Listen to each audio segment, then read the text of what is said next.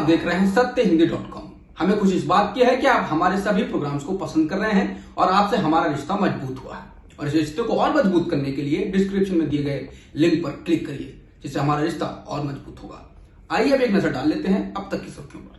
जम्मू कश्मीर के नेता महबूबा मुफ्ती की रिहाई के बाद आज गुपकार बैठक बुलाई गई। इस बैठक में फारूक अब्दुल्ला ने कहा कि हम महबूबा मुफ्ती को 14 महीने बाद हुई उनकी रिहाई के लिए बधाई देने के लिए इकट्ठा हुए हैं। इसके साथ ही उन्होंने कहा कि हम भारत सरकार से राज्य के लोगों के अधिकार वापस मांगते हैं। जम्मू कश्मीर के राजनीतिक मुद्दे को हल करने की जरूरत है। हम सभी राजनीतिक कैदियों को रिहा करने की मांग करते हैं। उन्होंने कहा कि हम फिर से मिलेंगे और एक रणनीति तैयार करेंगे।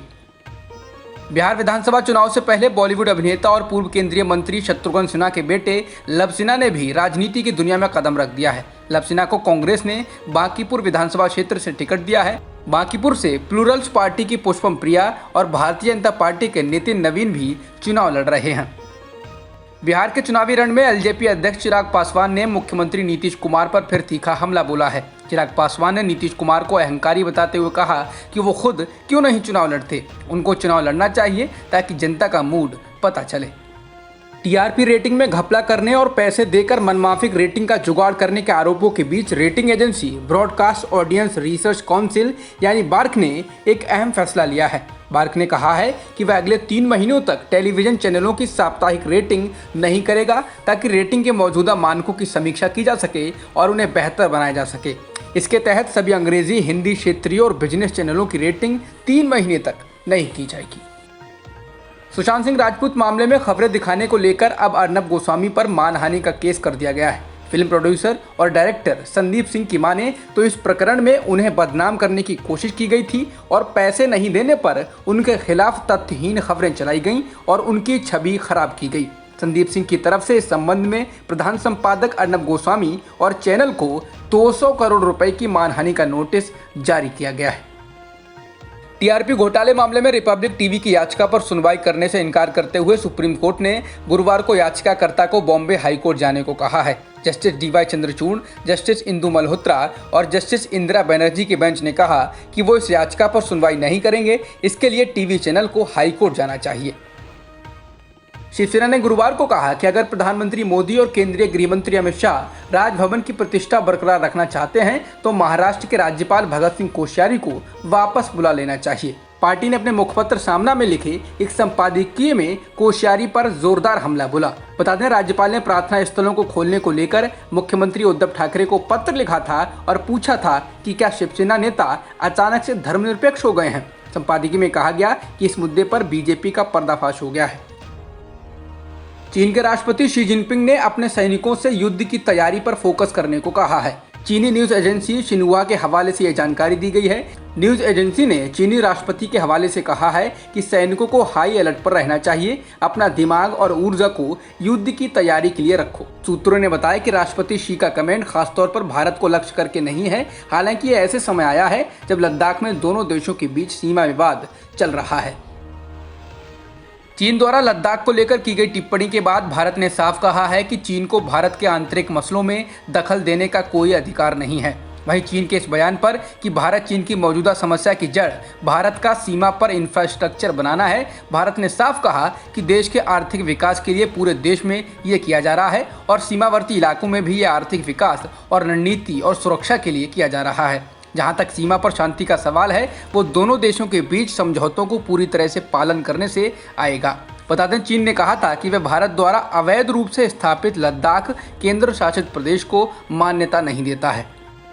शिवसेना ने गुरुवार को कहा कि अगर प्रधानमंत्री मोदी और केंद्रीय गृह मंत्री अमित शाह राजभवन की प्रतिष्ठा बरकरार रखना चाहते हैं तो महाराष्ट्र के राज्यपाल भगत सिंह कोश्यारी को वापस बुला लेना चाहिए। पार्टी ने अपने मुखपत्र सामना में लिखे एक संपादकीय में कोश्यारी पर जोरदार हमला बोला।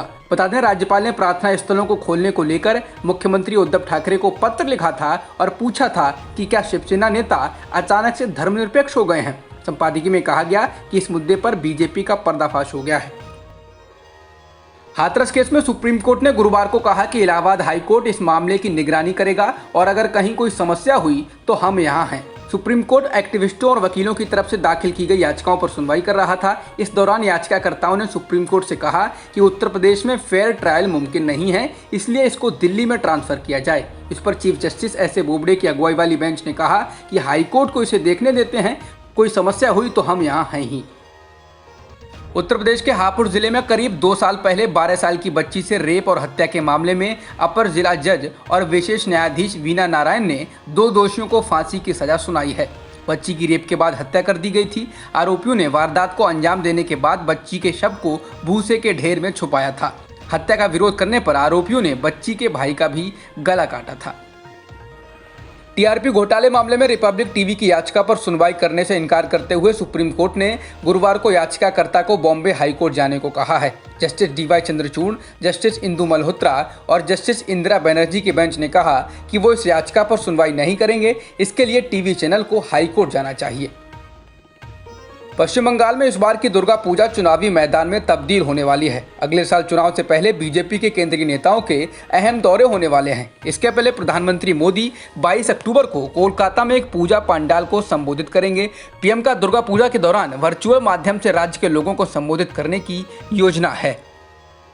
भारत की पहली ऑस्कर विजेता और सिनेमा जगत की जानी मानी कॉस्ट्यूम डिजाइनर भानु अथैया का 91 वर्ष की आयु में निधन हो गया है। सप्ताह के चौथे कारोबारी दिन यानी गुरुवार को भारतीय शेयर बाजार ने बीते 10 दिन की कुल बढ़त गंवा दी है। शुरुआती कारोबार में बढ़त के बाद अंत में सेंसेक्स 1066 अंक लुढ़क कर 39,728 अंक पर ठहरा। निफ्टी की बात करें तो 11,680 पर बंद हुआ। निफ्टी में 290 अंक यानी 2.43% की गिरावट रही। इस गिरावट की वजह से बीएसई इंडेक्स पर निवेशकों को 3 लाख करोड़ से ज्यादा का नुकसान हुआ है। बेंगलुरु के ड्रग्स केस के सिलसिले में बॉलीवुड अभिनेता विवेक ओबेरॉय के घर गुरुवार को पुलिस ने तलाशी ली। बेंगलुरु पुलिस ने यह कार्रवाई विवेक ओबेरॉय के साले आदित्य अल्वा की तलाश में की है। आदित्य अल्वा कर्नाटक के पूर्व मंत्री जीवाराज अल्वा के बेटे हैं। आदित्य पर ड्रग्स के धंधे में लिप्त होने का आरोप है। भारत में कोरोना संक्रमितों का आंकड़ा 73,05,000 के पार हो गया है और मृतकों की संख्या 1,11,000 से अधिक हो चुकी है। फिलहाल एक्टिव मामले 8,13,000 के पार हैं। जॉन्स हॉपकिंस यूनिवर्सिटी के अनुसार दुनिया में कोरोना संक्रमितों का आंकड़ा 3,85,00,000 के पार हो गया है और मृतकों की संख्या 10,92,000 के पार हो चुकी है। वहीं वर्ल्डोमीटर्स वेबसाइट के मुताबिक दुनिया में अब तक 2,91,00,000 लोग ठीक भी हो चुके हैं। जॉन्स हॉपकिंस यूनिवर्सिटी के अनुसार अमेरिका में संक्रमितों की संख्या 79,17,000 के पार हो गई है और मृतकों की संख्या 2,16,000 के पार हो चुकी है। इसके अलावा ब्राजील में कुल संक्रमितों का आंकड़ा 51,40,000 के पार हो गया है और मृतकों की संख्या 1,51,000 के पार हो गई है। अब तक की खबरों में इतना ही। बाकी खबरों के लिए बने रहिए सत्यमेव.com के साथ।